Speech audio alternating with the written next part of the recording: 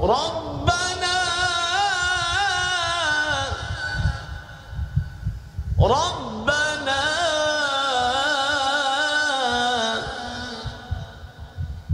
ربنا تقبل منا إنك أنت السميع العليم.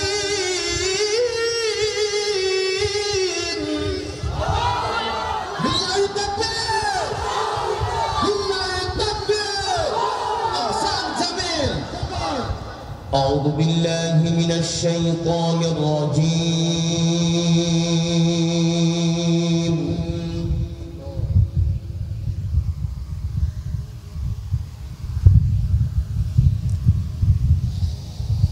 بسم الله الرحمن الرحيم.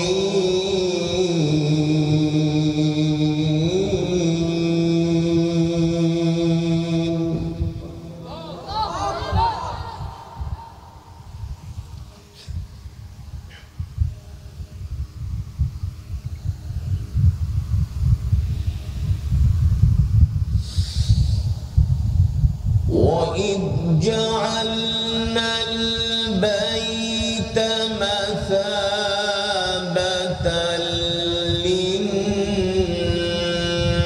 للناس وأمنا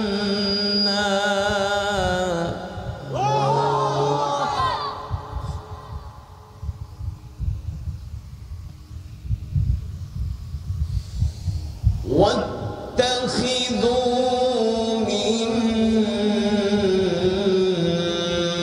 مقام إبراهيم مصلى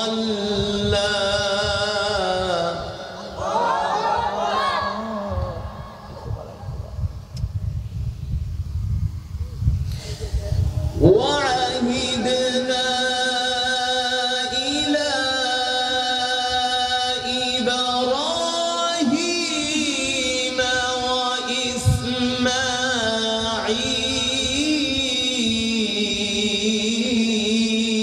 وإسماعيل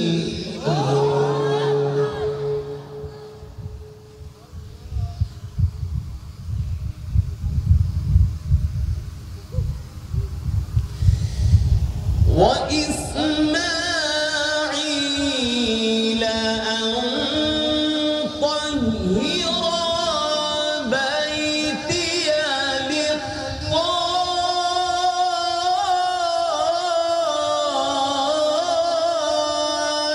للطائفين والعاكفين.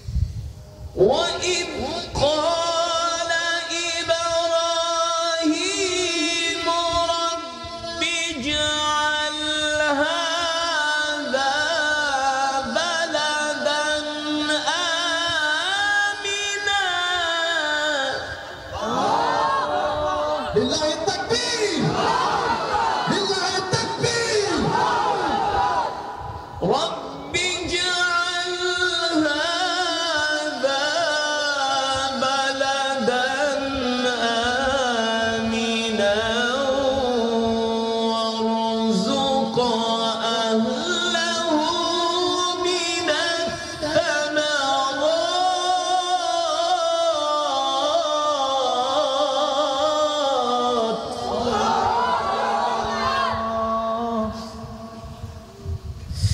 وارزق أهله من الثمرات من آمن منهم بالله واليوم الآخر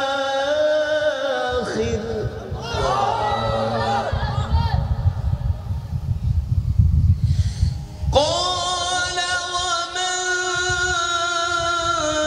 كفر فأمتعه قليلا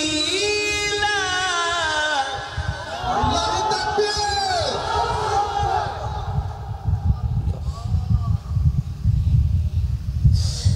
قال ومن كفر فأمتعه قليلا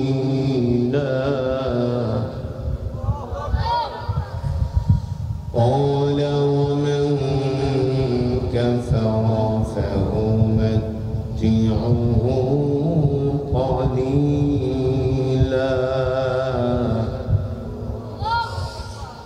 قال ومن كفر فأمتعه قليلا ثم أضطره إلى عذاب النار وبئس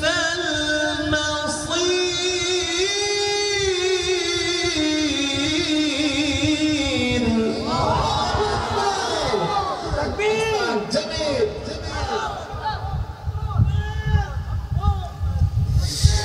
قال ومن كفر فأمتعه قليلا ثم أضطره إلى عذاب النار وبئس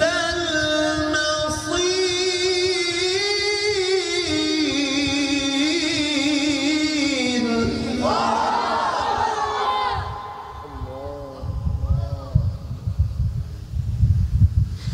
وإذ يرفع إبراهيم القواعد من البيت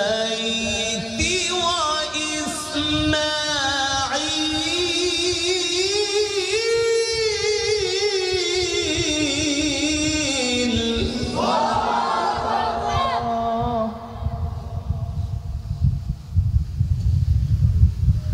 ربنا ربنا ربنا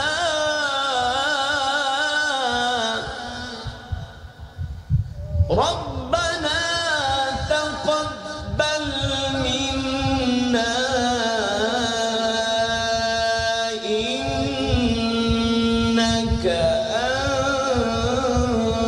أنت السميع العليم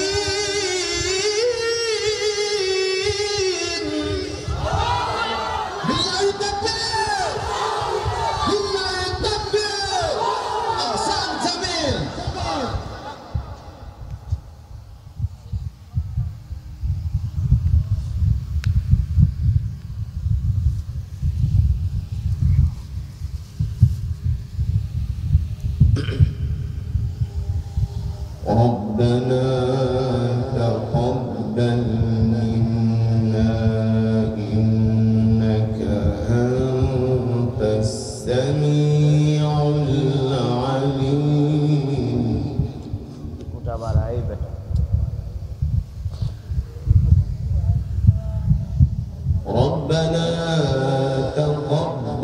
منا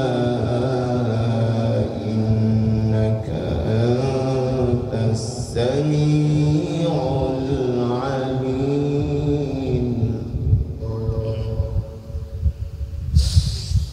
وإذ يرفع إبراهيم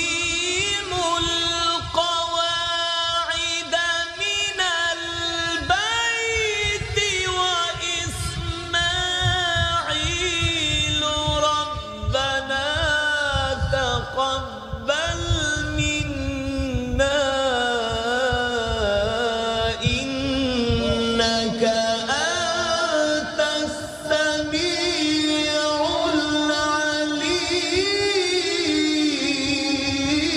العليم أحسن جميل. ربنا وجعلنا مسلمين لك ومن ذريتنا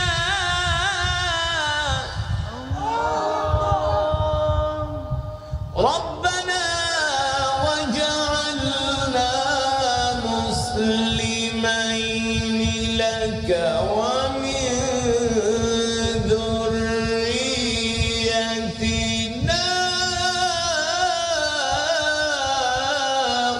أمة مسلمة لك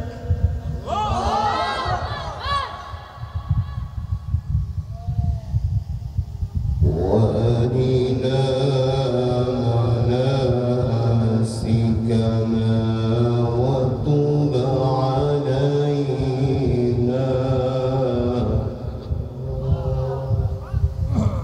وأرنا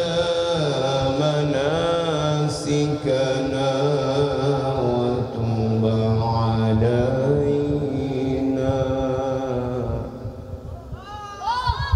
وتب علينا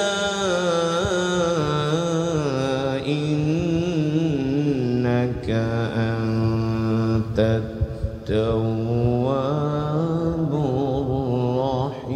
الرحيم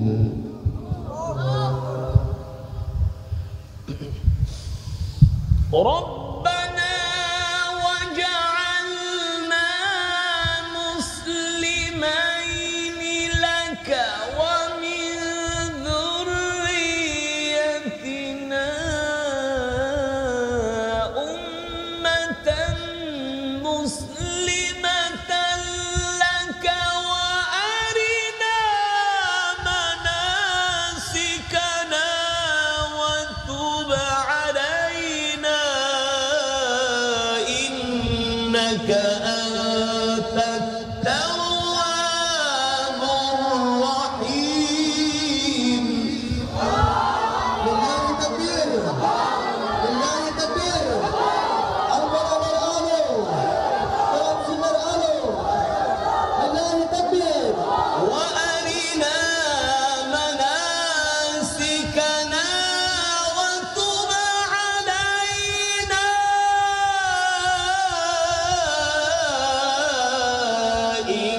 إنك أنت التواب الرحيم وأرنا مناسكنا وتب علينا إنك أنت التواب الرحيم وأرنا مناسكنا وتب علينا وتب علينا إنك أنت التواب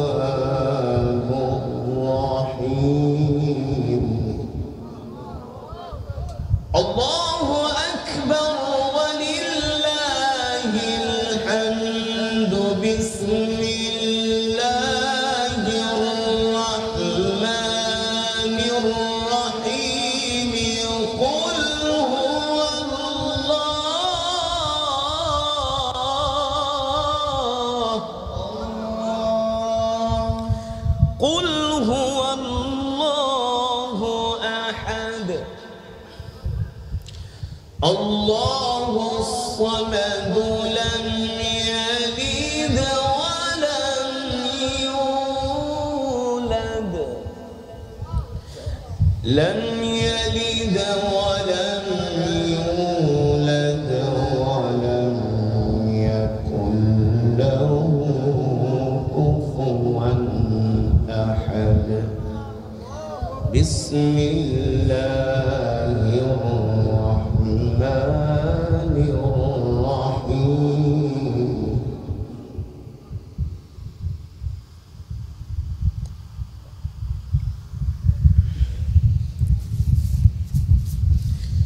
بسم الله الرحمن الرحيم قل هو الله أحد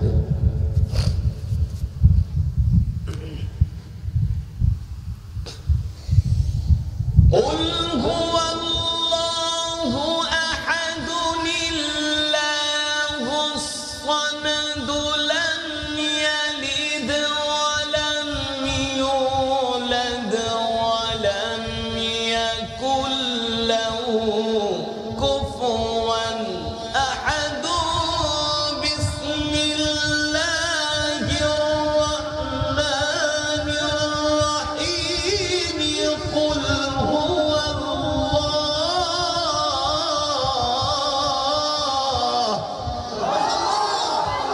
بالله التكبير بالله التكبير بسم الله الرحمن الرحيم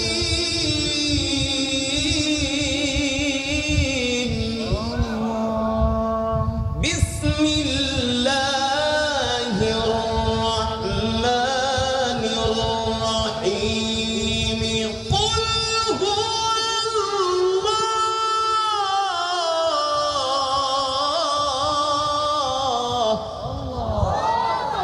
قل هو الله أحد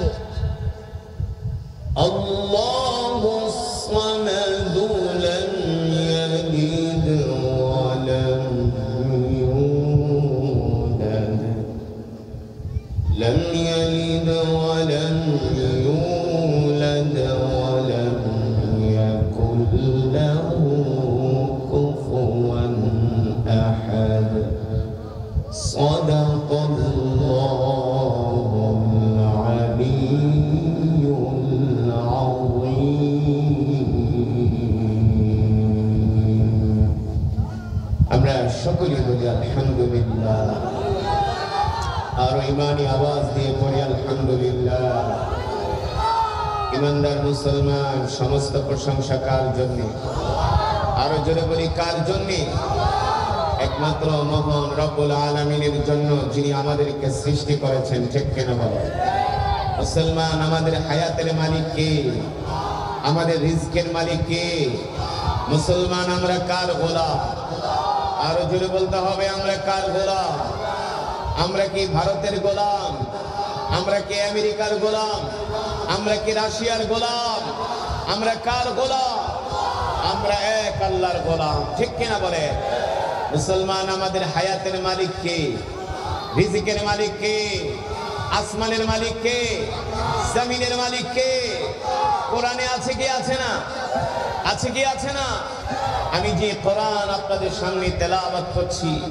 এই কোরআনে আল্লাহ তাআলা বলছেন আল্লাযী খালাকা সাবআ সামাওয়াতিন তিবাকা তেরি বক্স এটি বন্ধ কর 2 টাকার মাইক বন্ধ কর তুই বেটা অরিজিনাল মেশিন নাই না একটা 2 নম্বর একটা ছোট মেশিন লয়ে এসেছিস এগুলা দিয়ে কি চলে ঠাস ঠাস গ্যাস গ্যাস গ্যাস গ্যাস করে অরিজিনাল মেশিন কই তোর তুই বুঝছ না আমি কোন হুজুর এটা বন্ধ কর টোটাল তোর এই ট্যাবলেট বন্ধ কর বন্ধ শুধু মাইক দে শুধু মাইক অনলি শুধু মাইক এটা বন্ধ কর আগের চেয়ে ভালো হয়েছে না সাউন্ড বন্ধ কর আরে আর মনিটরে মেশিন আছে নাকি আমি তো এতক্ষণ খেয়াল করলাম যে কি এত ক্যাচ ক্যাচ করে কে লয়ে আইছে একটা ওই ইন্ডিয়ান একটা 5000 টাকার মেশিন লাগবে 5 লাখ টাকার মেশিন লয়ে আইছে 5000 টাকার মেশিন মুসলমান এখন কথা ক্লিয়ার না শুনতে ভালো লাগে না 1400 আল্লাহ রাব্বুল আলামিন কোরআনুল কারীমের মধ্যে বলছেন আল্লাযী খালাকা সাবআ সামাওয়াতিন তিবাকা। নবী আপনি বলে দেন মক্কার কাফেরদেরকে, অবিশ্বাসীদেরকে, যে আমি আল্লাহ তাদের মাথার উপরে একটা নয়, দুইটা নয়, তিনটা নয়, চারটা নয়, পাঁচটা নয়, ছয়টা নয়, আমি আল্লাহ খুঁটিবিহীন তাদের মাথার উপরে 7টা আসমান বানিয়েছি। কয়টা আসমান? কোন খুঁটি আছে? আছে? এই যে মাহফিলের একটা ছোট প্যান্ডেল করছে, কতগুলা খুঁটি লাগছে? লাগছে না? খুঁটি না দিলে এই প্যান্ডেল টিকবে? ইঞ্জিনিয়ার বিল্ডিং এর ড্রয়িং করে, প্ল্যানিং করে, প্ল্যান করার পরে বলে আপনার এই বিল্ডিংটা উঠাইতে 40 টন রড লাগবে। কত টন? ইঞ্জিনিয়ার একটা কথা কইলেন, 40 টন রড মানে কত টাকা? 40 লাখ। কয় লাখ? 40 লাখ। ইঞ্জিনিয়ার 2-4 টন কমায় দেন না। কমায় দিতে পারি, বিল্ডিং ভাঙ্গা তোর মাথার উপর করবো। ঠিক কিনা বলে? তার মানে পৃথিবীর একটা ছোট বিল্ডিং বানাইতে 40 টন রড লাগে, 15-20টা খুঁটি লাগে। কিন্তু আমার রব আপনার আমার মাথার উপরে বিশাল এক আসমান বানিয়েছেন, কোন খুঁটি, কোন পিলার, কোন বিম। আল্লাহু আকবার। সেই রব বলছেন নবী আমি আল্লাহ আপনাকে যে কোরআন দিয়েছি, এই কোরআন নিয়ে আপনি মক্কার কাফেরদেরকে দাওয়াত দেন। সুবহানাল্লাহ বলেন। এই কোরআন দিয়ে আপনি মক্কার কাফেরদেরকে দাওয়াত দেন। আল্লাহ রাসূল এই কোরআন দিয়ে মক্কার কাফেরদেরকে দাওয়াত দিলেন, কিন্তু মক্কার কাফেররা কোরআনের দাওয়াত গ্রহণ করেন। আল্লাহ রাসূলের সবচেয়ে বড় দুশমন, তার নাম হলো মিস্টার আবু জেহেল। নাম কি? নাম্বার 1 হারামি। আবু জেহেল হলো একটা ছেঁচড়া। আবু জেহেলের স্বভাবের মানুষ এখনো এই দুনিয়াতে আছে। আছে কি আছে না? মুসলমানদের মধ্যেও আছে। কিন্তু আমি বলি আবু জেহেল ছেঁচড়া, আবু জেহেল আল্লাহ রাসূলের সবচেয়ে বড় দুশমন। আবু জেহেল আল্লাহ রাসূলকে অনেক কষ্ট দিয়েছে, তারপরেও কিন্তু আবু জেহেল কোরআন শুনতে আসত। তারপর আবু জেহেল কি করত? কিন্তু এই সমাজে এমন কিছু মুসলমান আছে, মুসলমান হইয়াও কোরআন শুনতে আসেন, মসজিদে আসে না, তাদেরকে মসজিদে পাওয়া যায় না, কোরআনের মাজমায় পাওয়া যায় না, তাদেরকে পাওয়া যায় চায়ের দোকানে বৈশা বৈশা বিড়ি টানে আর বাংলা সিনেমা দেখে। আছে কি আছে না? বয়স 50-60 হয়ে গেছে, এখনো দোকানে বৈশা বিড়ি টানে আর বেটকায় বেটকায় সিনেমা দেখে। আপনাদের এলাকায় নাই? আরে নাই। কুমিল্লার মানুষ ধার্মিক, এগুলো আমগো ঢাকায় আছে, কুমিল্লায় নাই। আছে? আফসোস তাদের জন্য, আফসোস। তাদেরকে দ্বীনের কাজে পাওয়া যায় না, কোরআনের মাজমায় মসজিদে পাওয়া যায় না। এর মানে কি? এর মানে হইল আর কপাল পুইরা গেছে গা। এই কপাল যদি ওই তেঁতুলের মুগুর দিয়ে ডলে কোনো লাভ। কিন্তু আপনারা হলেন ইমানদার, আপনারা কোরআন প্রেমী, আপনাদের ইমানের পাওয়ার আছে। যখন আপনারা শুনছেন এই এলাকায় একজন কোরআনের কারি আসবে, আপনারা পিপাসার্ত ছিলেন কখন কোরআন শুনে কলিজাকে ঠান্ডা করবে। ঠিক কিনা বলেন? যেই কলিজা আল্লাহর কোরআন শোনার জন্য পিপাসার্ত থাকে, আল্লাহু আকবার বলেন, যেই কলিজা আল্লাহ তাআলার কোরআনের তেলাওয়াত শোনার জন্য পিপাসার্ত থাকে, আকাঙ্ক্ষায় থাকে, অপেক্ষায় থাকে। ঠিক কিনা বলেন? আল্লাহ রাসূল বলেন ওই হৃদয়গুলোকে আল্লাহ তাআলা জান্নাতের মধ্যে ঢুকায়া তাদের হৃদয়কে সিক্ত করবে। মুসলমান, আমি যে কোরআন আপনাদের সামনে তেলাওয়াত করেছি, এই কোরআন হলো আল্লাহর জবানের কালাম। আল্লাহ তাআলা নিজে বলছেন ওয়া ইযা কুরিআল কুরআনু ফাসতামিউ লাহু ওয়া আনসিতু লাআল্লাকুম তুরহামুন। আল্লাহ রাব্বুল আলামিন বলেন, নবী আমি আল্লাহ আপনার উপর যে কোরআন নাজিল করেছি, আমার বান্দার সামনে যদি, আমার বান্দাদের সামনে যদি কোরআন তেলাওয়াত করা হয়, আর আমার বান্দারা যদি এই কোরআনের তেলাওয়াত শোনে, তাহলে আমি আল্লাহ তাদের উপর রহমত নাজিল করব। তাহলে আল্লাহ তাআলার পক্ষ পক্ষ থেকে রহমত নাজিল হয়, ঠিক কিনা বলে? আর গান শুনলে আল্লাহর পক্ষ থেকে গজব আসে। কি আসে? আরো জোরে বলেন, কি আসে? এই যে কিছুদিন আগে হিন্দুদের দুর্গা পূজা গেল, এই দুর্গা পূজায় কত মুসলমানের বাচ্চারা যায় নাচানাচি করছে, করছে কি করছে না? এই হারামিরা, হিন্দুদেরকে তোমরা এত আপন মনে করো, হিন্দুদের পূজায় যাও, ওদের প্রসাদ খাও, কিন্তু হিন্দুরা তো তোমাদের মসজিদে আসে না, তোমাদের গরুর গোশত খায় না। তার মানে কি, কাফের মুশরিক কখনো মুসলমানের বন্ধু হতে পারে? পূজায় গেছো, এখন কোরআনের মজমায় মসজিদে কেন আসো না? কেন আসো না? তোমাদেরকে মসজিদে কেন পাওয়া যায় না? আবার রাত 3টা পর্যন্ত জায়গা জায়গা ঠিকই ফুটবল খেলা দেখ, আছে কি আছে না? আছে না? দোস্ত তাড়াতাড়ি আয়, রাত 3টা বাজে মেসির খেলা আছে। মেসি কি তোর দুলাভাই লাগে? মেসি কে তোর নানা লাগে? মেসি হলো একটা ইহুদি, ওই হলো ইসরায়েলের দালাল, ঠিক কিনা বলেন? এই যে ইসরায়েল ফিলিস্তিনে হামলা করতেছে, এটার সাপোর্ট করে আর্জেন্টিনা। তবে এই দিক থেকে আবার ব্রাজিল ভালো আছে। অনাবার কয়ে যান না হুজুর আমরা তাহলে ব্রাজিলরা সাপোর্ট করি না। আমরা খেলাধুলা এগুলো হারাম, আমরা এইসব খেলাধুলা পছন্দ করি না। যদি খেলতে হয় আমরা লাঠি দিয়া তরবারি বানায়া সেই তরবারির খেলা খেলবো। যদি খেলতে হয় তাহলে মুসলমানের সন্তানরা ক্ষেপণাস্ত্র বানাবে, জেট ফাইটার বানাবে, আগামী দিনে কাফের মুশরিকদের সাথে লড়াই করার জন্য তৈরি হবে।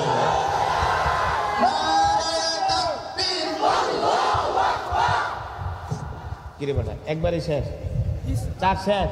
ইসলামের শত্রুরা, ইসলামের দালালেরা, একটা ইস্কন্দর, একটা ইস্কন্দর, হিন্দুদের দালালেরা, ভারতের দালালেরা। আমরা হিন্দুদের কখনো বিরোধিতা করি না, কারণ হিন্দুরাও এদেশের নাগরিক, হিন্দুরাও এদেশের, আমরাও এদেশের। অবশ্যই তারা তাদের ধর্মকর্ম পালন করবে, ঠিক কিনা? কিন্তু হিন্দুদের মধ্যে একটা উগ্রবাদী জঙ্গি সন্ত্রাসী সংগঠন, ওদের নাম হলো ইসকন। ওরা আমার দেশের স্বাধীনতার বিরুদ্ধে ষড়যন্ত্র করে, ওরা ভারতের দালালি করে, বাংলাদেশের খেয়ে পরে ভারতের দাদা বাবুদের দালালি করবে, এটা আমরা সহ্য করব না, ঠিক কিনা বলেন? ওরা ইসলামের বিরুদ্ধে ষড়যন্ত্র করে। চিটাগংয়ের কোর্টে একজন আইনজীবীকে ইসকন হত্যা করেছে। এই দেশের মুসলমান যদি চায় 5 মিনিটও ইসকন এই দেশের জমিনে দাঁড়ায় থাকতে পারবে না, পারবে না। আমরা চাই এই দেশে হিন্দু, মুসলমান, বৌদ্ধ, খ্রিস্টান সবাই সহাবস্থান করুক, মিলেমিশে আমরা চাই এই দেশে আমরা বসবাস করি। কিন্তু ইসলামের বিরুদ্ধে, দেশের বিরুদ্ধে, দেশের স্বাধীনতা সার্বভৌমত্বের বিরুদ্ধে যদি ষড়যন্ত্র হয়, এক চুল পরিমাণ এদেশের যুব সমাজ মুসলমান ছাড় দিতে পারে না। আমরা চাই আল্লাহর জমিনে আল্লাহর কোরআনের রাজ কায়েম হয়ে যায়, আল্লাহর জমিনে কোরআনের বিধান কায়েম হয়ে যায়। যদি আল্লাহর জমিনে কোরআনের বিধান কায়েম হয়ে যায়, সন্ত্রাসী, চাঁদাবাজি, মাস্তানি থাকবে না, ডাকাতি, রাহাজানি, দর্শন থাকবে না, সব বন্ধ হয়ে যাবে, ঠিক কিনা বলেন? আর এই পৃথিবীতে একমাত্র শান্তি প্রতিষ্ঠা করতে হলে গণতন্ত্র, সমাজতন্ত্র, রাজতন্ত্র দিয়ে শান্তি প্রতিষ্ঠা হবে না। শান্তি প্রতিষ্ঠা করতে হলে আল্লাহর কোরআনের তন্ত্র প্রতিষ্ঠা করতে হবে, মদিনার ইসলাম কায়েম করতে হবে, ঠিক কিনা বলেন? এই কারণে আল্লাহ রাব্বুল আলামিন আল্লাহর নবী, বিশ্ব নবী রাহমাতুল লিল আলামিনকে কোরআন দিয়া মক্কার জমিনে পাঠালেন। আর আল্লাহ তাআলা ঘোষণা করলেন, নবী, ইন্না আনজালনা ইলাইকা যিকরা লিতুবাইয়িনা লিন-নাস। নবী হে আমার, আমি আল্লাহ তাআলা আপনার উপর যে কোরআন নাজিল করেছি, এই কোরআন দিয়ে আপনি মক্কার কাফেরদেরকে দাওয়াত দেন। আল্লাহ নবী এই কোরআনের দাওয়াত নিয়ে বারবার আবু জেহেলের কাছে গেছে, বারবার আবু লাহাবের কাছে গিয়েছেন, বারবার উতবা, শাইবা, ওয়ালিদ ইবনে মুগিরা, আবু সুফিয়ানের কাছে গিয়েছেন, কিন্তু তারা কোরআনের দাওয়াত গ্রহণ করে না। আল্লাহ নবী হতাশ হয়ে যাচ্ছেন, পেরেশান হয়ে যাচ্ছেন। আল্লাহ নবী মন ভেঙে যাচ্ছে। এই যে আমি আপনাদের সামনে কোরআনের বয়ান করতেছি, আপনারা যদি কোরআনের বয়ান না শুনে আমাকে গালাগালি করেন, আমার কেমন লাগবে? আপনারা যদি বলেন হুজুর আপনি মিথ্যাবাদী, আপনি প্রতারক, আপনি ভণ্ড, আমার কষ্ট লাগবে কি লাগবে না? মক্কার কাফেররা এমন কোন কষ্ট নাই আল্লাহ নবীকে দেয় নাই, অথচ নবী ছিলেন রাহমাতুল লিল আলামিন। আল্লাহ তাআলা কোরআনুল কারীমের মধ্যে সে কথাই বলছেন, ওয়ামা আরসালনাকা ইল্লা রাহমাতাল লিল আলামিন। আল্লাহু আকবার। নবী হে আমার, আমি আল্লাহ আপনাকে সমগ্র বিশ্ববাসীর জন্য রহমত করে পাঠিয়েছি। সুবহানাল্লাহ বলেন। আপনি হলেন সমগ্র বিশ্ববাসীর জন্য রহমত, আপনি হলেন সমগ্র বিশ্ববাসীর জন্য বরকত। কিন্তু মক্কার কাফেররা আমার নবীকে নবী বলে স্বীকার করে না, আল্লাহর দ্বীনকে মানতে চায় না, আল্লাহর নবীকে কষ্ট দেয়। আল্লাহর নবী পেরেশান হয়ে গেলেন। হায় রে, এত কাফেরদেরকে দাওয়াত দেই, কেউ তো কালেমা পড়া মুসলমান। পেরেশান তো হওয়ারই কথা, হ্যাঁ? আল্লাহর নবীর মন ভেঙে যায়, দিল ভেঙে যায়। আল্লাহর নবী আসমানের দিকে তাকায় থাকে। আম্মা জান খাদিজা আয়েশা বলে, ওগো আল্লাহ রাসূল, আপনি মন খারাপ করবেন না, আল্লাহ তাআলা আপনাকে বিজয় দান করবে। আম্মা জান আল্লাহর নবীর ছিলেন সবচেয়ে বড় সহযোগী। আম্মা জান ছিলেন আল্লাহর রাসূলের সবচেয়ে বড় দ্বীনের দাওয়াতের সহযোগী ছিলেন আম্মা জান খাদিজাতুল কুবরা রাদিয়াল্লাহু তাআলা আনহা। কিন্তু দুঃখের বিষয় হলো, সেই আম্মা জানের সম্পর্কেও কিছু বক্তারা না যায় না উদ্ভট কথাবার্তা বলে, ঠিক কিনা বলে? আফসোস। আল্লাহ রাসূলকে আম্মা জান খাদিজা সান্ত্বনা দেন। আল্লাহ তাআলা আর দেরি করলেন না, কোরআনুল কারীমের আয়াত নাজিল করে দিলেন, ইন্নাকা লা তাহদি মান আহবাবতা ওয়ালাকিন্নাল্লাহা ইয়াহদি মান ইয়াশা ওয়া হুয়া আ'লামু বিল মুহতাদিন। নবী হে আমার, আপনি পেরেশান হবেন না, চিন্তা করবেন না, টেনশন করবেন না, মন খারাপ করবেন না। হেদায়েতের মালিক আপনি না, কে বলছেন? এ যুবক মুসলমান, ভালো করে শুনে রাখো, হেদায়েতের মালিক আল্লাহ তাআলা। তার নবীকে বলছেন, নবী আপনি এত মন খারাপ করেন কেন?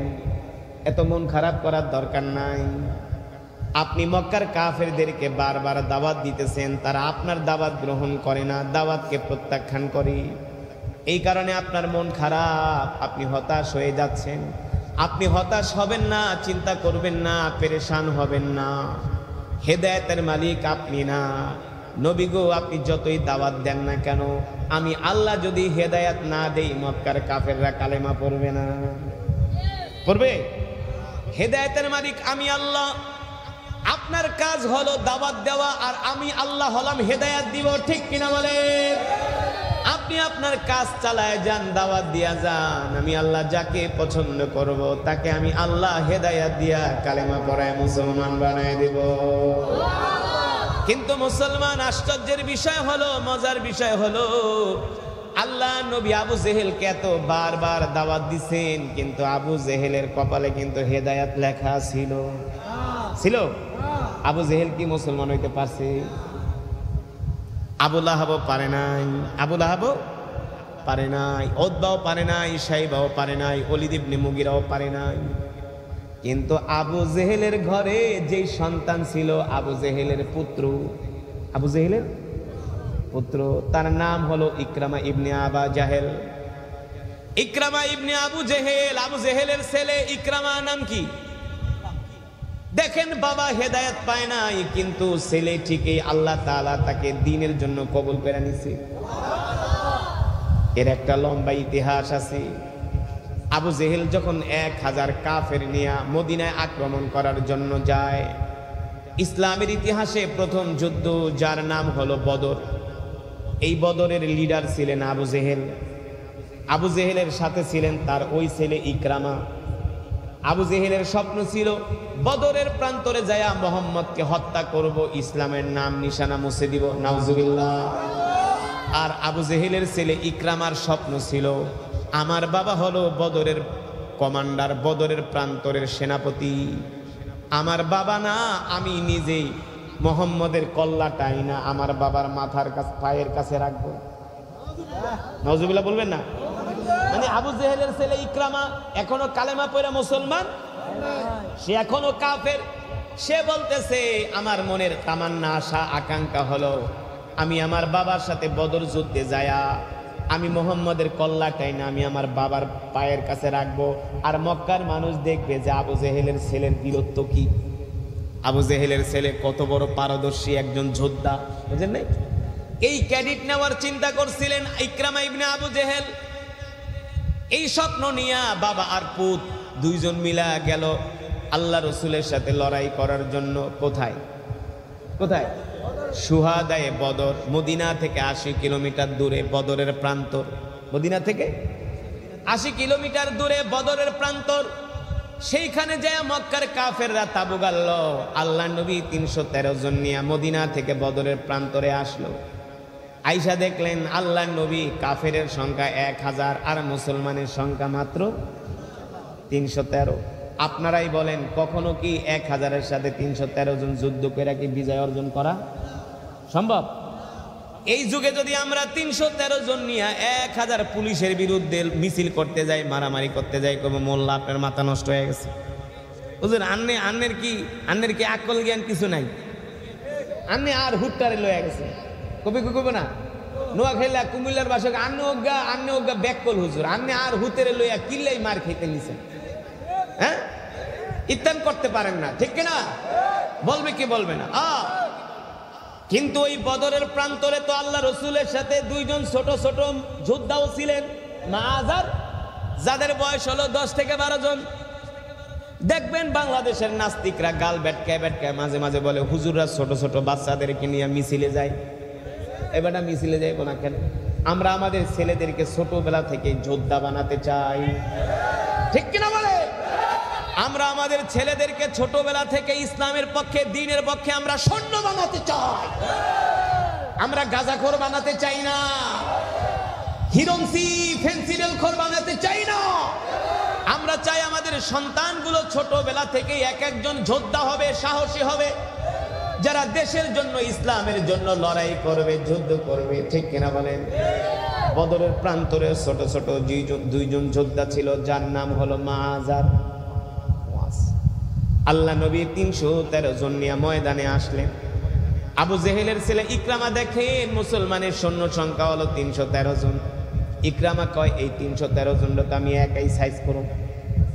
আল্লাহ কয় আয়, বালা ইন তাসবিরু ওয়া তাত্তাকু ওয়া ইয়াতুকুম মিন ফাওরিহিম হাদা ইউমদিদকুম রাব্বুকুম বিখামসাতি আলাফিন মিনাল মালাইকাতি মুসাউওয়িমিন। আল্লাহ তাআলা বলে নবী আপনি চিন্তা করবেন না, টেনশন করবেন না, পেরেশান হবেন না, আমি আল্লাহ আপনাকে সাহায্য করার জন্য আসমান থেকে 5000 ফেরেশতা পাঠিয়ে দিব। কয় হাজার? কয় হাজার? আল্লাহ 5000 ফেরেশতা আসমান থেকে পাঠিয়ে দিয়েছে বদরের প্রান্তরে। সুবহানাল্লাহ।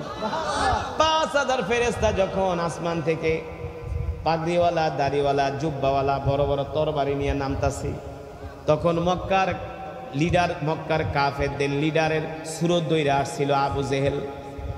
আবু জেহেলের মক্কার সবচেয়ে বড় লিডার হলো সুরাকা ইবনে মালিক, দ্বিতীয় কমান্ডার। তার সুরত দইরা আসছিলেন ইবলিস শয়তান। কে?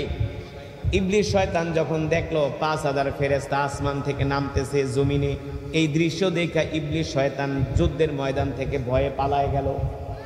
মক্কার কাফেররা কে জাসকে একটা জাম না কি করুন, আসমান থেকে 5000 নামতে আসছে, কি কয় ফেরেশতা তো সবগুলারে মারবো। ইবলিস শয়তান তো চোখে দেখে, মানুষ তো আর চোখে। ইবলিস শয়তান বলে ইন্নী আরা মা লা তারাউনা ইন্নী আখাফুল্লাহ, আমি দেখতেছি আসমান থেকে নামতে আছে 5000। আবু জেহিল্লা যাইস না, সবগুলারে কিন্তু তোকে মাইরা হালাইবো। আবু জেহেল কয় না, আমি মুহাম্মদের সাথে লড়াই করব। আবু জেহেলের ছেলে ইকরামাকে আমিও মুহাম্মদের সাথে লড়াই করে মুহাম্মদের কল্লা ফেলে দিব। নাউজুবিল্লাহ। আবু জেহেল আর আবু লাহাব, উতবা, শাইবা, আবু সুফিয়ান আর ইকরামা ইবনে আবু জেহেল তারা যখন মুসলমানদের উপরে আক্রমণ শুরু করলো, আল্লাহ রসুলের সাহাবীরা 313 জন আর ছিল 5000। কয় হাজার? একসাথে যখন আক্রমণ শুরু করলো, মক্কার কাফেররা লুঙ্গি মুঙ্গি খুললা একেবারে মক্কার দিকে দৌড়।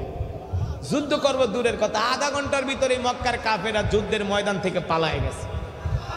শুধু পালায় যায় নাই, আবু জেহেলের কল্লাটা দেহ থেকে বিচ্ছিন্ন করে বদরের প্রান্তরে কল্লাটা পড়ে রয়েছে।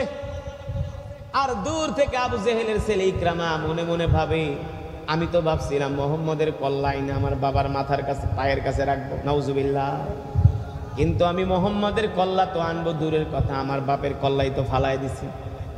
ইকরামা কয় আমার আর যুদ্ধের দরকার নেই, আমি ভাগি। ইকরামাও ভাইগা মক্কায় চলে গেছে। আবার 2 বছর পর আবু সুফিয়ান কয় চলো আর একটা আক্রমণ করি, এক মায়ের খাওয়া হয় নাই। আর আবার আক্রমণ করার জন্য 3000 কাফের নিয়ে তারা মদিনে আক্রমণ করার জন্য আসছে। তৃতীয়বারও আবু জেহিল্লার বাহিনী, আবু সুফিয়ানের বাহিনী ইকরামারা মায়ের খায়া ওহুদের ময়দান থেকে দ্বিতীয়বারও ভাগছে। আল্লাহু আকবার। দ্বিতীয়বারও ভাগছে। ইকরামা কয় আমার বাপের কল্লা ফালায় দিল মুহাম্মদ, কিছুই করতে পারলাম না। দ্বিতীয়বার আক্রমণ করতে গেলাম মদিনায়, সেটাও মায়ের খায়া আসলাম। ইকরামার মনে হলো জিদ, আমি আমার বাবার হত্যার প্রতিশোধ নিবই।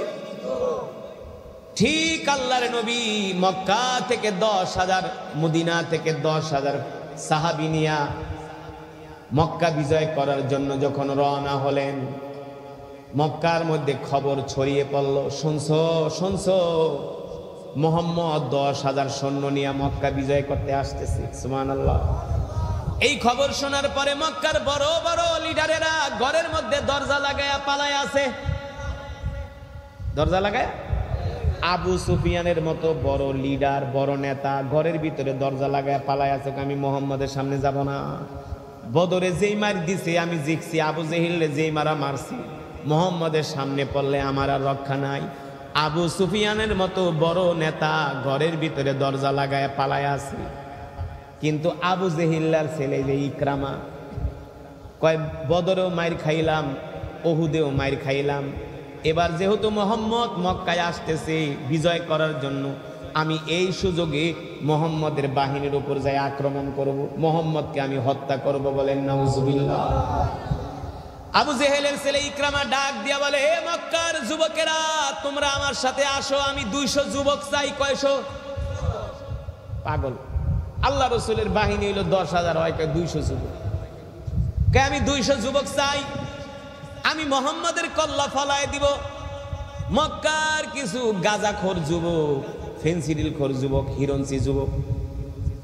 আবু জেহেল লেহের ছেলে ইকরামারা কয়, ঠিক আছে নেতা, আমরা আপনার সাথে আছি, চলেন আমরা মুহাম্মদের বাহিনীর উপর আক্রমণ করব। এবার ইকরামার নেতৃত্বে 200 যুবক নিয়া ইকরামা আল্লাহ রসুলের বাহিনীর উপরে আক্রমণ করার জন্য আসলেন। আল্লাহ রসুলের সাহাবীরা হযরত আলী রাদিয়াল্লাহু তাআলা আনহুর নেতৃত্বে এমন একটা ধাওয়া দিলেন, এক দাওয়ায় ইকরামার 200 সৈন্যর মধ্যে 50 জন এই রাস্তায় শেষ। 50 জন এই রাস্তায়, 50 জনের কল্লা ফালায় দিছে। আল্লাহু আকবার। এই দৃশ্য দেখে 150 জন পালায় গেছে। এবার ইকরামা কয়, বদরেও মাইর খাইলাম, ওহুদেও মাইর খাইলাম, বাবার হত্যার প্রতিশোধ নিতে।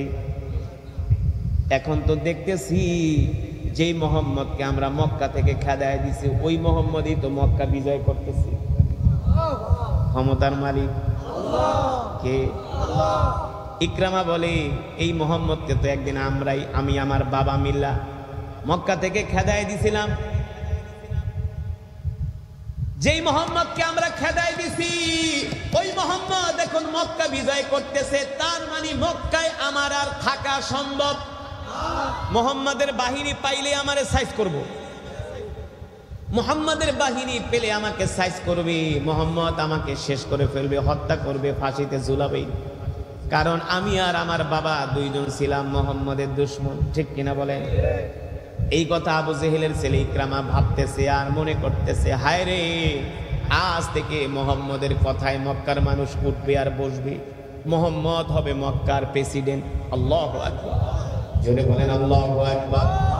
আল্লাহ তাআলা কোরআনুল কারীমের মধ্যে সে কথাই বলেন, কুলিল্লাহুম্মা মালিকাল মুলকি তুতিল মুলকা মান তাশা ওয়া তানজিউল মুলকা মিম্মান তাশা ওয়া তুইজ্জু মান তাশা ওয়া তুদিল্লু মান তাশা বিয়াদিকাল খায়র ইন্নাকা আলা কুল্লি শাইইন কাদির। আল্লাহ রাব্বুল আলামিন বলেন, নবী, রাজত্বের মালিক আমি আল্লাহ, ক্ষমতার মালিক আমি আল্লাহ। আমি আল্লাহ যাকে ইচ্ছা রাজত্ব দান করি, যাকে ইচ্ছা আমি আল্লাহ ক্ষমতা দান করি, আবার যার থেকে ইচ্ছা আমি আল্লাহ ক্ষমতা ছিনায় আনি। কিন্তু দুনিয়ার রাজা বাদশারা বোঝে না, ঠিক কিনা বলে? হারামখোরেরা বোঝে না, মনে করে ক্ষমতাটা ওর বাপ দাদার কেলা সম্পদ। হ্যাঁ, ক্ষমতায় আইসা বলে আমরা 41 সাল পর্যন্ত থাকবো। 40? কিন্তু দুপুরের ভাতটাও কপালে জুটলো না। ভাত রান্না করে রাখছি, তরকারি রান্না করে রাখছি, খাইতেও পারলো না, খেতেও পারলো না, এর আগেই শেষ। আমরা এত বুঝাইছিলাম, মাহফিলে যাই এত ইনায় বিনায় বুঝাইছি, দেখেন ক্ষমতা পায়া আলেমদের উপরে অত্যাচার করেন না, মাহফিল বন্ধ করে দিয়েন না, পুলিশদেরকে পাঠায়া মাহফিলের মঞ্চ ভাঙ্গা দিয়েন না। ভাঙছে কি ভাঙছে না? ভাঙছে না? এখন পারলে আস, কে মাহফিলের মঞ্চ ভাঙবি? এখন পারলে আসো, কে কোরআনের মাহফিলে বাধা দিবা? একবারে টেঙ্গি ভাঙ্গা ফেলাবো, হাড্ডি ছুটে ফেলবো। কেউ যদি আইসা কোরআনের মাহফিলে বাধা দেওয়ার চেষ্টা করে, ওকে জায়গার ভিতরে পুঁতে ফেলবে। সাহস! নারে তাকবীর, ইসলামের শত্রুরা, আলেমের শত্রুরা, নারে তাকবীর। কিছু হারামখোর পুলিশ, কি খোর হারামখোর কিছু ডিসি ছিল, এসপি ছিল, ওই হারামখোরের বাচ্চারা ওয়াজ মাহফিল করতে গেলে ওদেরকে 5 কেজি সরষের তেল মাখতে হইতো। মনে হয় আর বাপের টাকা দিয়ে ওয়াজ করবে। স্যার, আমাদের মাহফিলের অনুমতি দেন। আমরা তো অনেক মাহফিলে যেয়ে বলছি, কিসের আবার ওসি ঠসির অনুমতি? কোরআনের মাহফিল চলবে, আসমান যার আইন চলবে তার, জমিন যার কোরআনের কথা চলবে তার, ঠিক কিনা বলে? আমরা বুঝাইছি, দেখেন ওয়াজ মাহফিল বন্ধ করে দিয়েন না, কোরআনের কথা বলতে দেন, আলেম ওলামাদেরকে বাধা দিয়েন না, আলেম ওলামাদের কণ্ঠরোধ করার চেষ্টা করেন না। খালি আসলে স্লিপ, হুজুর সরকার বিরোধী কোনো কথা কয়েন না। আরে মিয়া, আপনারা যদি ভালো কাজ করেন, আপনাকে বিরুদ্ধে কথা কওয়ার সময় কি আমগো আছে? কোরআনের ওয়াজ করে তো শেষ করতে পারি না, ঠিক কিনা বলেন? কোরআনের বয়ান করে তো শেষ করতে পারি না। আমরা কোন প্রতিবাদ করছি? ওই মমতাজের মতো একজন নর্তকী, একটা বেশ্যা মহিলা সংসদে দাঁড়ায় কয় হে নাকি বুখারী তিরমিজি সব পড়ছে। এখন এর প্রতিবাদ যদি আমরা করি, তাহলে আপনারা সরকারের বিরুদ্ধে কথা বলছেন। মমতা ছিল একটা 2 টাকার মহিলা, একটা বাইদানি মহিলা। সে যদি বাংলাদেশের মতো একটা সংসদ, যে সংসদ চলে আমাদের টাকায়, সংসদের এসির বিল হয় এদেশের জনগণের টাকায়, এই দেশের এমপি মন্ত্রীরা যে দামি দামি গাড়ি দিয়া চলে, এগুলো এমপি মন্ত্রী ওদের বাপ দাদার সম্পদ না, এগুলো এই দেশের জনগণের ঘাম ঝরানো পয়সা, প্রবাসীদের ঘাম ঝরানো পয়সা, গার্মেন্টস শ্রমিকদের ঘাম ঝরানো পয়সা, এই দেশের কৃষকদের ঘাম ঝরানো পয়সা। পুলিশ বেতন পায় আমাদের টাকার বেতন, সেনাবাহিনীকে আমরা বেতন দেই, র্যাবকে আমরা বেতন দেই, কথা কয় না? আমাদেরটা খায়া ওরা বাঁচে, ওরা আমাদের গোলাম, আমাদের উপর আবার অত্যাচার, আমাদের মাহফিল এসে বন্ধ করে দেয়, মাইকের তার কাইটা দেয়। আল্লাহ ক্ষমতা শেষ করছে না? করছে না? শিক্ষা নিতে হবে। ফেরাউন 450 বছর রাজত্ব করছে। কত বছর? আমি যখন মিশরে পড়াশোনা করতাম মাঝে মাঝে ফেরাউনের বাড়ি দেখতে যাইতাম। ফেরাউনের বাড়ি দেখতে যাইতাম মাঝে মাঝে। ফেরাউনের জাদুঘর তো নীল নদের কাছে, কিন্তু কায়রো থেকে ফেরাউনের বাড়ি অনেক দূর, প্রায় 300 কিলোমিটার। মাঝে মাঝে যাইতাম। ফেরাউনের বাড়ি যে নকশা, যে ডিজাইন, ওর বাড়ির আসবাবপত্রের যে ডিজাইন, এগুলো দেখলে তো আপনাদের মাথা নষ্ট হয়ে যায়। বর্তমান যারা রাজা বাদশাহ, এগুলো তো ওর কাছে চুনাপুঁটি। ফেরাউনের মাথার কাছে এগুলা কিছুই না। তো ওই হারামজাদাই 450 বছর পরেও রাজত্ব করতে পারছে। আর আপনি তো 16 বছরই শেষ। সিরিয়ার যিনি প্রেসিডেন্ট ছিলেন, বাশার আল আসাদের বাবা, তিনি রাজত্ব করছেন 60 বছর। কয় বছর? লক্ষ লক্ষ সুন্নি মুসলমানকে হত্যা করছে। কই ক্ষমতায় তো টিকতে পারেনি, পারছে? কিন্তু যারা রাষ্ট্র ক্ষমতায় আসে, ক্ষমতা পাইলে তারা শুধু উনি পোকার মতো লাফায়, বোঝে না কি করব। খুশিতে আর তারা শুধু সরিষার ফুল চোখে দেখে। আল্লাহ তাআলা বলে, ক্ষমতা পায়া ক্ষমতার অপব্যবহার করো না। ক্ষমতার মালিক পৃথিবীর কোনো মানুষ না, সম্পদের মালিক পৃথিবীর কোনো মানুষ না। সম্পদের মালিক, ক্ষমতার মালিক কে? আল্লাহ তাআলা। সুতরাং যারা ভবিষ্যতে রাষ্ট্র ক্ষমতায় আসবে, তারাও যদি ইসলামের বিরুদ্ধে, কোরআনের বিরুদ্ধে, এদেশের ধার্মিক মুসলমানদের বিরুদ্ধে যদি অবস্থান নেয়, তাদের অবস্থাও একই হবে। তাদের অবস্থাও কি হবে? একই হবে। কারণ এই কথাটা তোমাদের বোঝা দরকার। আবু জেহেল টিকতে পারে নাই, আবু লাহাব টিকতে পারে নাই, ফেরাউন, নমরুদ, সাদ্দাত, আর কত কমু, কেউ পারছে টিকতে? পারে নাই। কিন্তু মুহাম্মদ সাল্লাল্লাহু আলাইহি সাল্লাম কোরআনের পক্ষে ছিলেন। তার রওজা জিয়ারত করার জন্য কোটি কোটি মুসলমান ভিড় জমায়। আবু জাহিল্লার বাড়িকে বানানো হয়েছে বাথরুম। আবু জেহেলের বাড়ি বানানোছে কি? অথচ আল্লাহ রসুলের চেয়ে আবু জেহেলের ক্ষমতা বেশি ছিল। ছিল না? ক্ষমতা বেশি ছিল। কিন্তু আবু জেহেল ইসলাম আর কোরআনের বিরোধিতা করার কারণে আবু জেহেল টিকতে পারে নাই। খাত্তাবের ছেলে ওমর আল্লাহ রসুলের কল্লা কাটার জন্য আসছিল। আল্লাহ রসুলের জবানে যে কোরআন আমি আপনাদের সামনে তেলাওয়াত করলাম, এই কোরআনের তেলাওয়াত শুনে খাত্তাবের ছেলে ওমর গেল, গো আল্লাহর নবী, আপনার কল্লা তো কাটবো দূরের কথা, আমি আমার কল্লাটাই আল্লাহ রসুলের কাছে জান্নাতের বিনিময়ে বিক্রি করে দিলাম। সেই ওমর কালেমা পড়া মুসলমান হয়ে গেছে। মদিনাতুল মুনাওয়ারায় আল্লাহ রসুলের পাশে শুয়ে আছে। আমরা যখন আল্লাহ রসুলের রওজায় যাই, তখন সালাম শুধু আল্লাহ রসুলকে দেই না, হযরত ওমরকেও দেই, হযরত আবু বকরকেও দেই। ঠিক কিনা বলেন? কেন দেই? তারা কোরআনের পক্ষে, দ্বীনের পক্ষে থাকার কারণে আল্লাহ তাদের মর্যাদাকে বাড়িয়ে দিয়েছে। তার মানে কোরআনের পক্ষে থাকলে মর্যাদা বাড়ে না কমে? জোরে বলেন, বাড়ে না কমে? কোরআনের পক্ষে থাকলে মর্যাদা বাড়ে, আর কোরআনের বিরোধিতা করলে শুধু মর্যাদা কমে না, মাঝে মাঝে জুতার বাড়িও খাইতে হয়। মাঝে মাঝে কি? জুতার পিঠাও খাইতে হয়। ঠিক কিনা বলেন? যেমন নমরুদ আমাদের জাতির পিতা। আমাদের জাতির পিতাকে, আমাদের জাতির পিতাকে, আমাদের জাতির পিতা হলো হযরত ইব্রাহিম আলাইহিস সালাম। ইব্রাহিম আলাইহিস সালামের সাথে বেয়াদবি করার কারণে নমরুদের কানের ভিতরে আল্লাহ একটা ল্যাংড়া মশা ঢুকায় দিয়েছে। মশা তো মশা, এটা আবার কি মশা? ডেঙ্গুও না, ডেঙ্গু কামড় দিলে তো আর কাম শেষ। ঢুকাইছে একটা ল্যাংড়া মশা। এখন নমরুদে কয়, বাবারে কি মশা কানে ঢুকলো? ল্যাংড়ার পর ল্যাংড়ায় তো আমার শেষ করে লাইতেছে। নমরুদ পাগলের মতো এমন এমন করে, এদিক যায় ওদিক যায়, শান্তি পায় না। পরে নমরুদ কয়, আমার খরম। খরম মানে কি? জুতা। খরম মানে কি?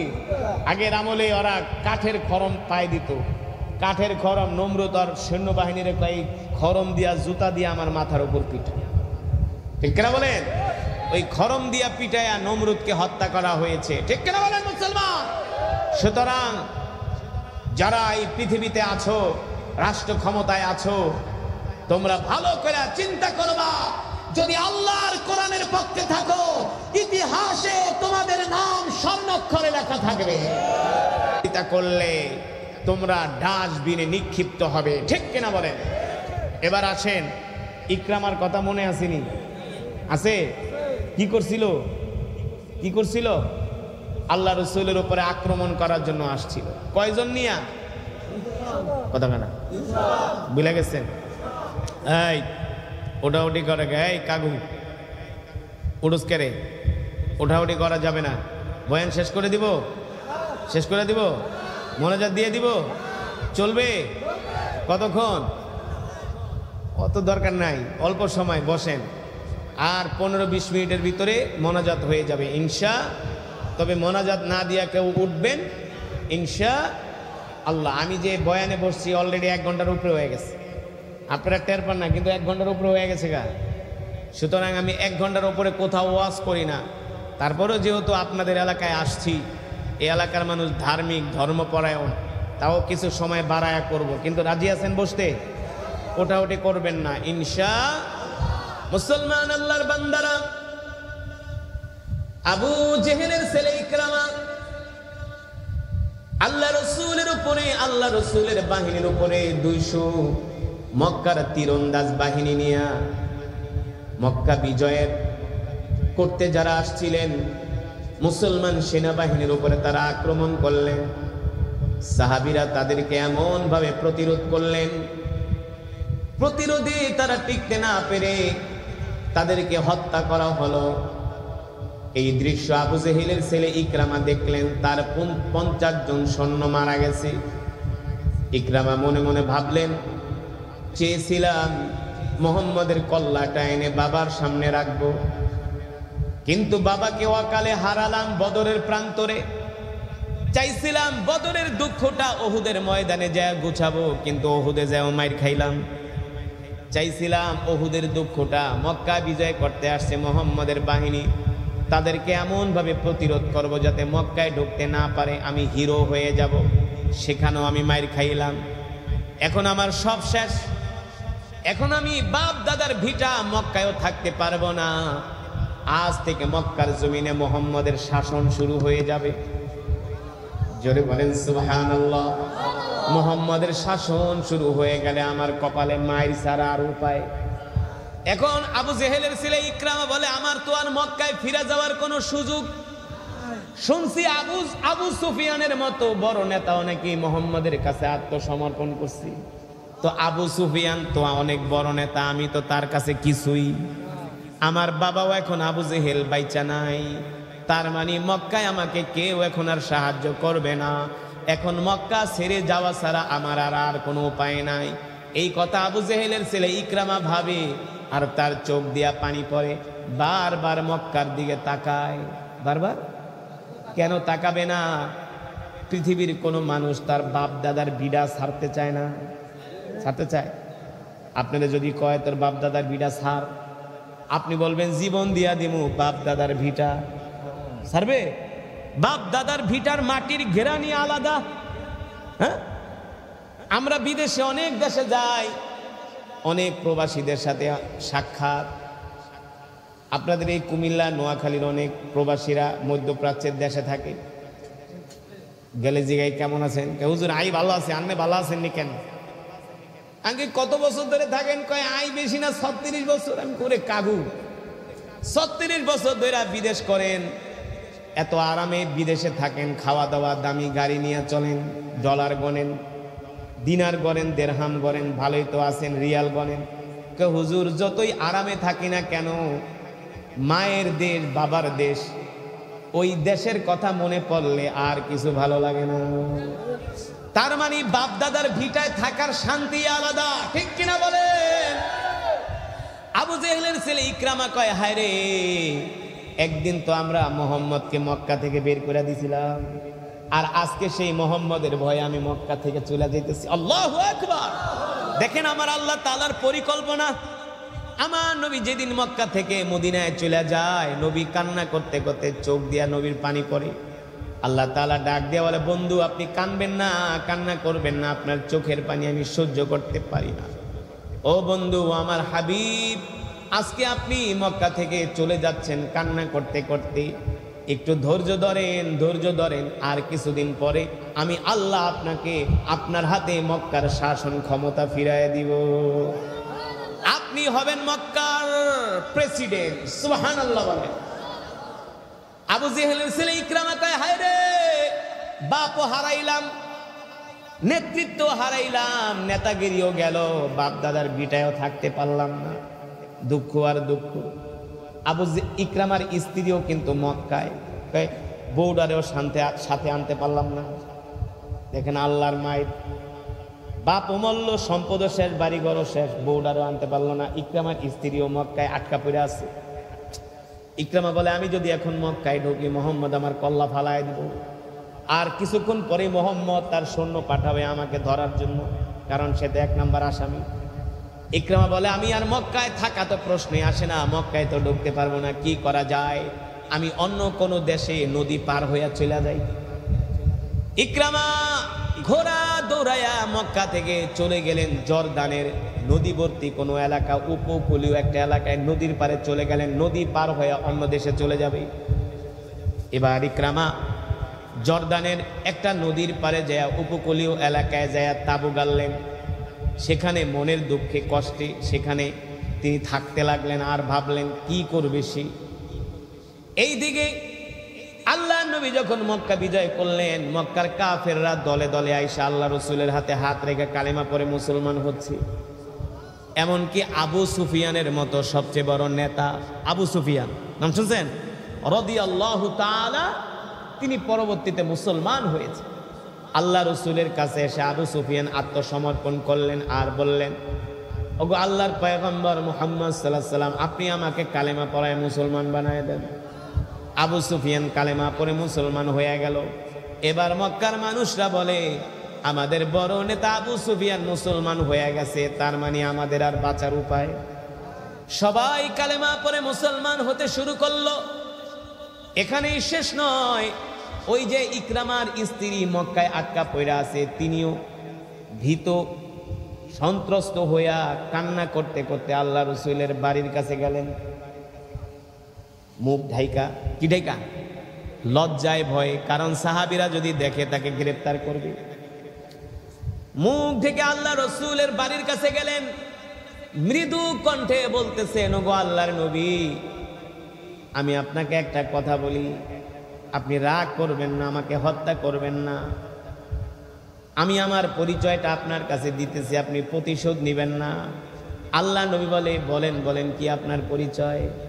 বলে, আমার পরিচয় হলো এই মক্কা জমিনে আপনার সবচেয়ে বড় যে দুশমন ছিল আবু জেহেল আর তার ছেলে ইকরামা। আল্লাহ নবী বলে, বলেন কি? বলে, হ্যাঁ, আমি আবু জেহেলের ছেলে ইকরামার স্ত্রী, অর্থাৎ আবু জেহেলের ছেলের বউ, ছেলে ইকরামা হলো আমার স্বামী। আবু জেহেল ছিল আপনার বড় দুশমন, ইকরামাও আপনার বড় দুশমন, আমি তার স্ত্রী। ওগো আল্লাহর নবী, আমি একজন মহিলা মানুষ, দুর্বল মানুষ, আপনি কি আমাকে ক্ষমা করবেন? আল্লাহ নবী ডাক দিয়া বলে, ইকরামের স্ত্রী, আমাকে মক্কার কাফেররা বের করে দিছে, কষ্ট দিছে, কিন্তু আজকে আমি মক্কা বিজয় করেছি। লা তাসরিবা আলাইকুমুল ইয়াউম, আজকে আমি কারো থেকে কোনো প্রতিশোধ নিব না, সবাইকে আমি ক্ষমা করে দিলাম। ইকরামার স্ত্রী বলে, ওগো আল্লাহর নবী, আপনার মতো মহৎ, আপনার মতো ভালো মানুষ মক্কার জমিনে আগেও ছিল না, এখনো। আপনি দুনিয়ার কোনো সাধারণ মানুষ না, আপনি হলেন নবী। সুবহানাল্লাহ। ওগো আল্লাহর নবী, আপনি আর দেরি করবেন না, আপনি এখনই আমাকে কালেমা পড়ায় মুসলমান বানায় দেন। আল্লাহ রসুল রাহমাতুল লিল আলামিন ইকরামার স্ত্রীকে কালেমা পড়ায় মুসলমান, ইকরামার স্ত্রী মুসলমান হয়ে গেছে। এবার ইকরামার স্ত্রী বলে, আল্লাহর নবী, আমি আপনার কাছে কি একটা আবেদন করব, একটা রিকোয়েস্ট করব, আপনি কি আমার একটা আবেদন গ্রহণ করবেন? আল্লাহর নবী বলে, কি আবেদন বলেন? আপনি যদি বলেন, আমি একটা কথা আপনার সমীপে বলতে চাই। আল্লাহ রসুল বলেন, কি বলবেন? ওগো নবী, আপনি কি আমার স্বামী ইকরামাকে ক্ষমা করবেন? সুবহানাল্লাহ। আল্লাহ রসুল বলে যদি তোমার স্বামী ইকরামা অতীতের ভুলের জন্য ক্ষমা চায় আমি তাকে ক্ষমা করব, কিন্তু শর্ত হলো তাকে কালেমা পড়ে মুসলমান হতে হবে। সুবহানাল্লাহ বলে। ইকরামার স্ত্রী বলে যদি আমার স্বামী ইকরামা কালেমা পড়ে মুসলমান হয় আপনি কি ক্ষমা করবেন? বলে অবশ্যই ক্ষমা করব। এই কথা শোনার পরে ইকরামার স্ত্রী মনে হয় হাতে আসমান পাইছি, কারণ যেই জায়গায় নিজের জীবনী শেষ, স্বামীর জীবনী শেষ, সেই জায়গায় আল্লাহ রসুল তাদেরকে ক্ষমা করে দিচ্ছে। কত বড় খুশি! ফাঁসির আসামি যদি এমন মুক্তি পায় তার খুশির আর কোনো শেষ আছে? ইকরামার স্ত্রী মক্কার মানুষদের কাছে জিজ্ঞেস করতে লাগলো, বলো আমার ইকরামা কোথায় আছে? তোমরা তো জানো যারা ইকরামার সাথে লড়াই করার জন্য গিয়েছিল তারা বলল আমরা দেখেছি ইকরামা চলে গেছে জর্দানের নদীবর্তী এলাকায়, সে নাকি অন্য কোনো দেশে চলে যাবে। আরবের মহিলারা আগে থেকে অনেক সাহসী। ইকরামার স্ত্রী ঘোড়া দৌড়াইয়া চলে গেলেন জর্দানের নদীবর্তী এলাকায়। যে দেখেন ইকরামা একটা নদীর পারে তাঁবু গেড়ে সেখানে অসহায়ের মতো বসে আছে। ইকরামার স্ত্রীকে দেখা ইকরামা এত খুশি হয়ে গেলেন। ইকরামা বললেন, ওগো প্রাণের স্ত্রী, ওগো প্রিয়তমা, তুমি কিভাবে সুস্থভাবে আমার কাছে আসলা? মোহাম্মদ কি তোমারে হত্যা করে নাই? মোহাম্মদ কি তোমারে হত্যা করে নাই? ইকরামার স্ত্রী ডাক দিয়া বলে, স্বামী হে, মোহাম্মদকে আমরা যেমন মনে করি আসলে মোহাম্মদ তেমন না। মোহাম্মদ হলো এই পৃথিবীর শ্রেষ্ঠ মানুষ। তার মতো ভালো মানুষ মক্কার জমিনে আগেও ছিল না, এখনো। স্বামী গো, আমি কিন্তু সেই মোহাম্মদের হাতে হাত রেখে কালেমা পড়ে মুসলমান হয়ে গেছি। জোরে বলেন সুবহানাল্লাহ। ইকরামা বলে, তুমি কালেমা পড়ে মুসলমান হয়েছে? বলে হ্যাঁ। এবার ইকরামার স্ত্রী বলে, স্বামী গো, আল্লাহ রসুল সাল্লাল্লাহু আলাইহি ওয়াসাল্লাম বলেছেন। ইকরামা বলে, কি বলছে? আমার কি ধরে নিয়ে হত্যা করবো নাকি? ইকরামার স্ত্রী বলে, না না না, আল্লাহ রসুল সাল্লাল্লাহু আলাইহি ওয়াসাল্লাম বলেছেন আপনাকেও আল্লাহর নবী ক্ষমা করে দিছে। ইকরামা ছিল বসা, এই কথা শোনার পরে সে দাঁড়ায় গেছে। স্ত্রীর হাত ধরে বলে, বলো কি? আমি হইলাম আল্লাহ নবীর সবচেয়ে বড় দুশমন, সে আমাকেও ক্ষমা করছে? বলে হ্যাঁ।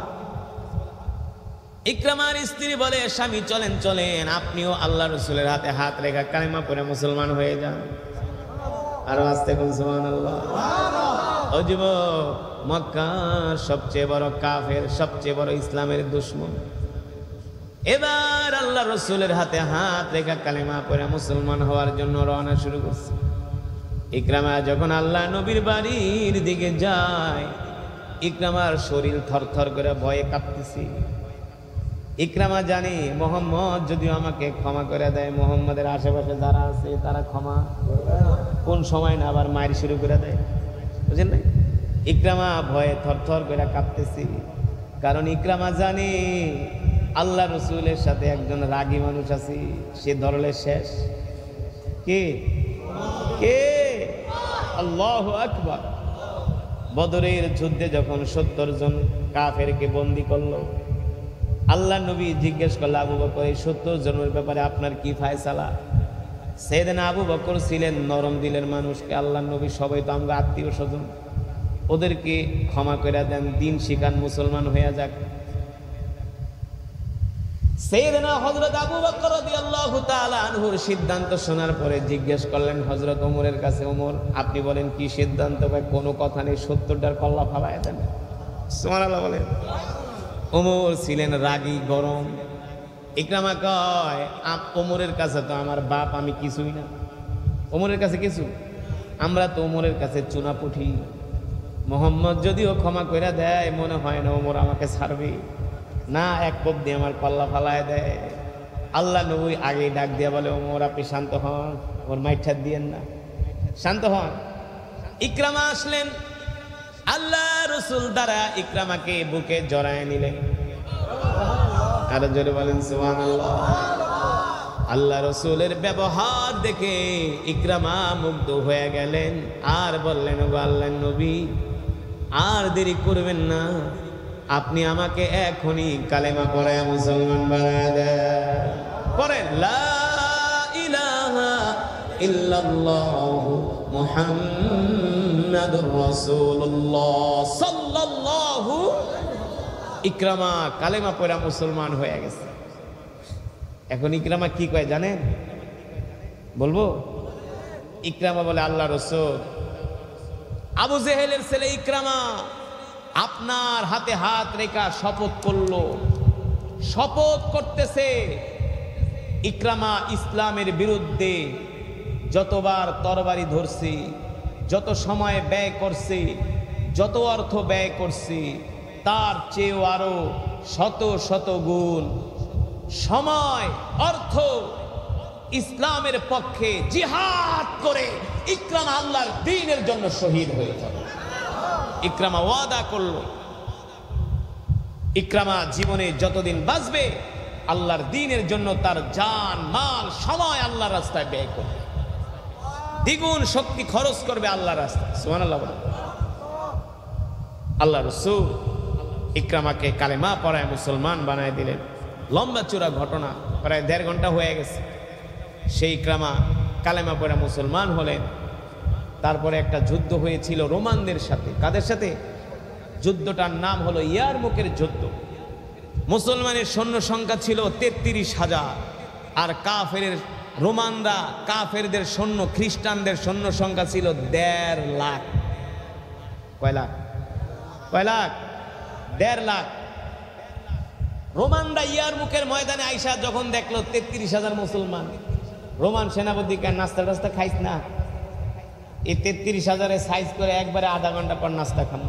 আল্লাহ কয় আয় আয় নাস্তা খাওয়াই। রোমানরা এমন আক্রমণ করলো মুসলমানদের উপরে, এক আক্রমণে মুসলমান ছিন্ন বিচ্ছিন্ন হয়ে গেল। ইয়ারমুকের ময়দানে আর মুসলমানদের খুঁজে পাওয়া যায় না, কারণ 33,000 রোমান অস্ত্র শস্ত্রের অভাব নেই। এমন আক্রমণ করছে, এক আক্রমণের ঝড়ে মুসলমান বিপর্যস্ত হয়ে পড়ছে। এই দৃশ্য দেখা ইকরামা রাদিয়াল্লাহু তাআলা আনহু বলে,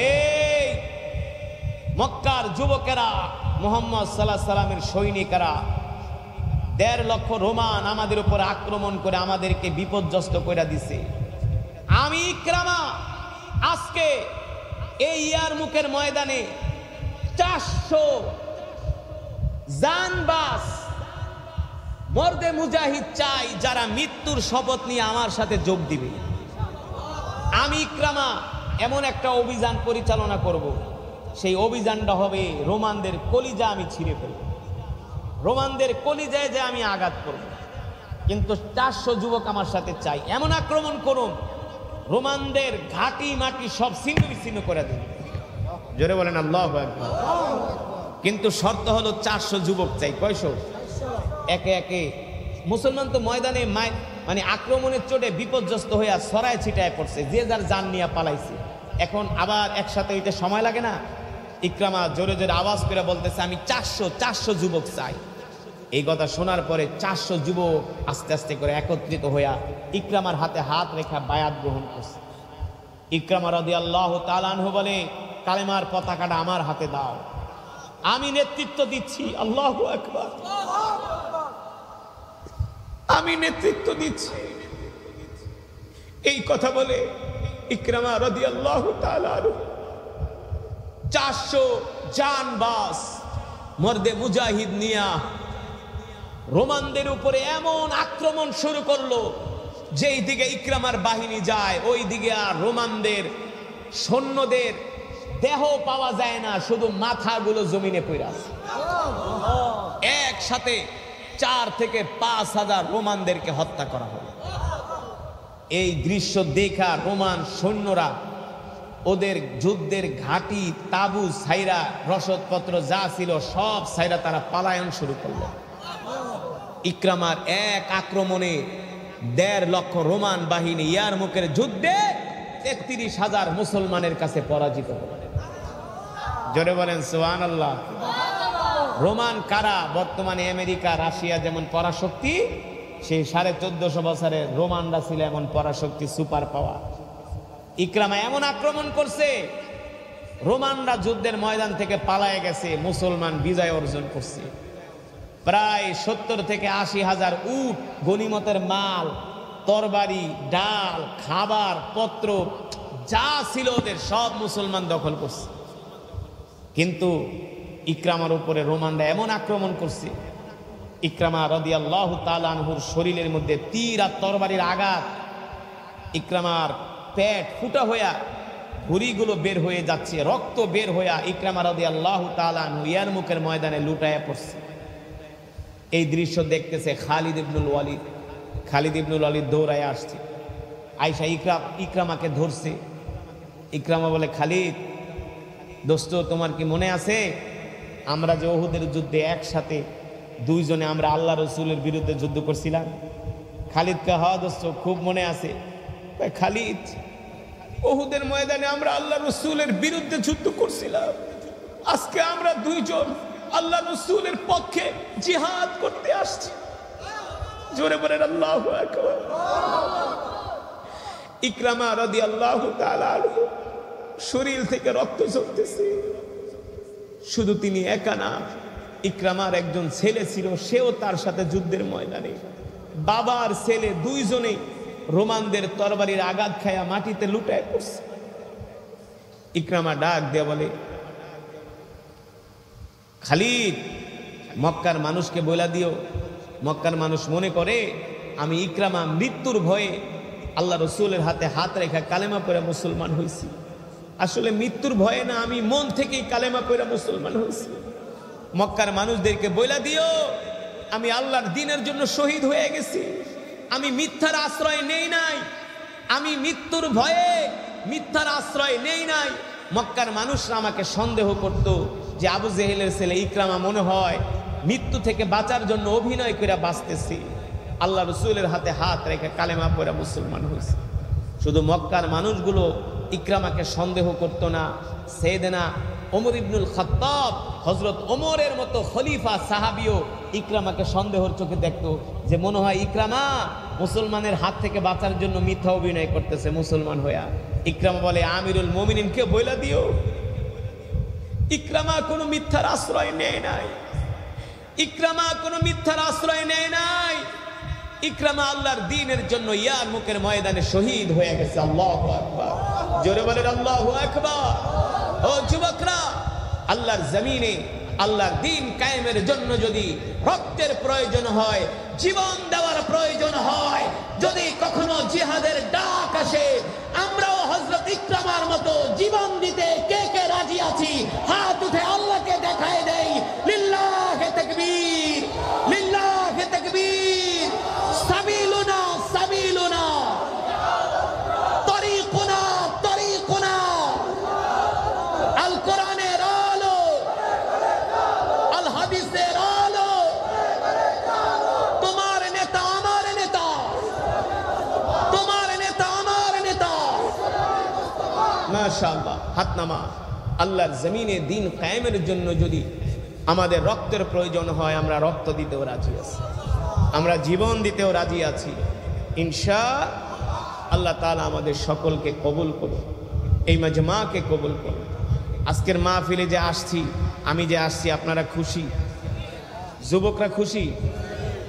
দেখে এই মাহফিলে কয়জন যুবক আছে? শুধু যুবকরা হাত ওঠান, বৃদ্ধরা না, শুধু যুবক। আমি বলছি বৃদ্ধরা না, বৃদ্ধ মিদ্ধ আমার দরকার নেই, আমার দরকার যুবক। যুবক বাস, হাত নামান। মাশাআল্লাহ। বৃদ্ধ বাবার আবার রাগ করেন না যে হুজুর আমাকে হাত উঠাই দেবে। আরে আপনারা তো বুড়ো হয়ে গেছে, আপনারা খাইবেন দাইবেন, পান টান খাইবেন, রেস্ট টেস্ট করবেন নাকি? যুবকরা যদি পরিবর্তন হয়ে যায়, বাংলাদেশ পরিবর্তন হয়ে যাবে। তাহলে এই ওঠাউঠি করে কেন? এই বেটা বয়, যুবক অশিক্ষিতর মতো ওঠাউঠি করে কেন? গাঞ্জাখোর কোথাকার, নামাজ পড়ে না, দিন মানে না, ওয়াজ মাহফিলে বসতে চায় না। কয়েকজন যুবক আমি চাই এই মাহফিলে বলবে যে হুজুর আমি ওয়াদা করলাম আর কোনোদিন দাড়ি কাটবো না। দেখি কয়জন যুবক আছে দাড়ি রাখার নিয়ত করবে এই মাহফিলে। দাঁড়াও দাঁড়াও, যারা দাড়ি রাখবা দাঁড়াও, দেখি কয়জনের মুখে দাড়ি নাই। দাড়ি নাই যাদের মুখে দাড়ি নাই, মাদ্রাসার ছাত্ররা না, স্কুল কলেজ। দাঁড়াও দোস্ত আমার, এই যে মাশাআল্লাহ, নাম কি? দাড়ি রাখবা? মারহাবা। ওই যে আমার দোস্ত, নাম কি দোস্ত? তুমি বহ, তোমার দাঁড়িয়ে আছে ওই ভয় কে ওরে ওরে কাকু আয় আন্নারে দেখছি। নাম কি? দাঁড়িয়ে রাখবা?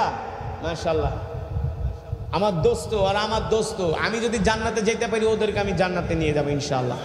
এখানে কয়েকজন যুবক চাই যে হুজুর আর দাড়ি কাটবো না, দাঁড়ান। যারা দাঁড়িয়ে রাখবে দাঁড়ান, যারা দাঁড়িয়ে রাখবে তারা দাঁড়ান। স্টেজে কি নাই? 2-4টা নাই? দাঁড়ায় না কে, দাঁড়ায় না কে? যারা দাড়ি নাই, মুখে দাড়ি নাই, দাঁড়াও দাঁড়াও, জান্নাতের টিকিট। আর বসে গে দাঁড়ায় থাকতে হবে।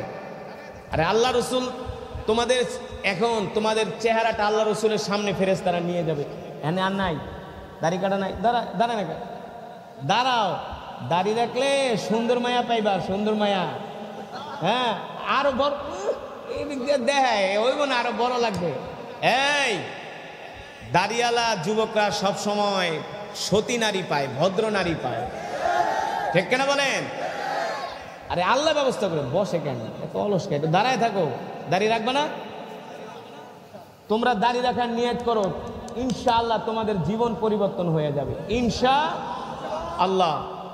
তাইলে কয়জন হইলো দাড়ি রাখার নিয়ত করছে? দেখি হাত উঠাও, একটু গনে না, গনো, এই গনো, তোমার গনো গনো, কয়জন? কয়জন? 20 জন? 20 জন হয়েছে? মাশাআল্লাহ, তিলকা আশারাতুন কামিলা।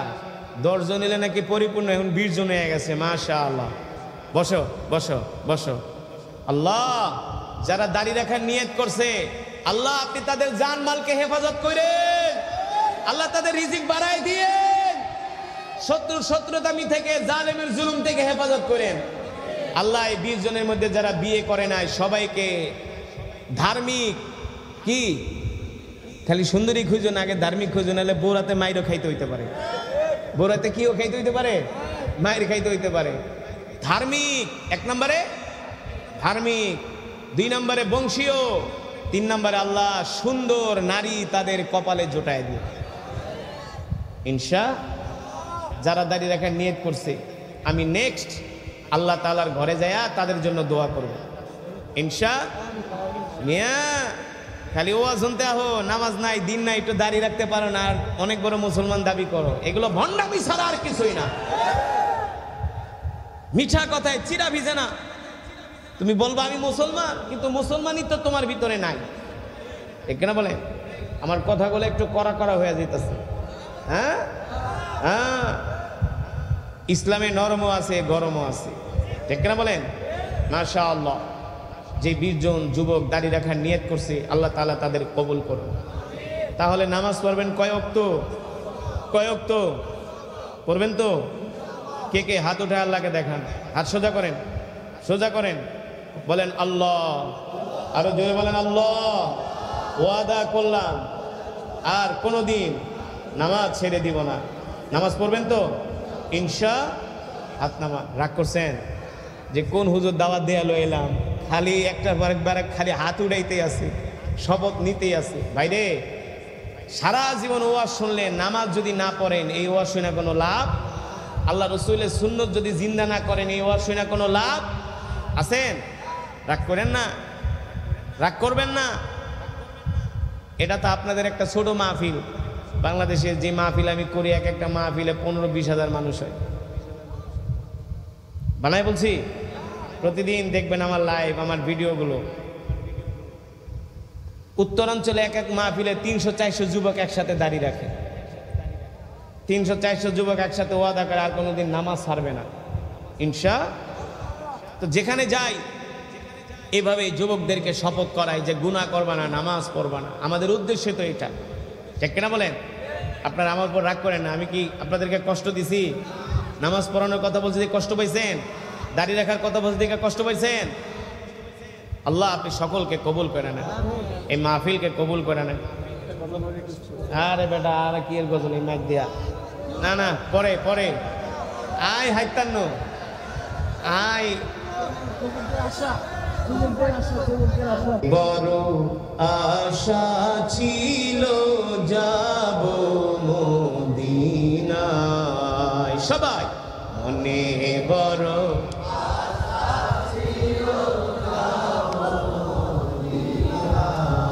গাও, মনে বড়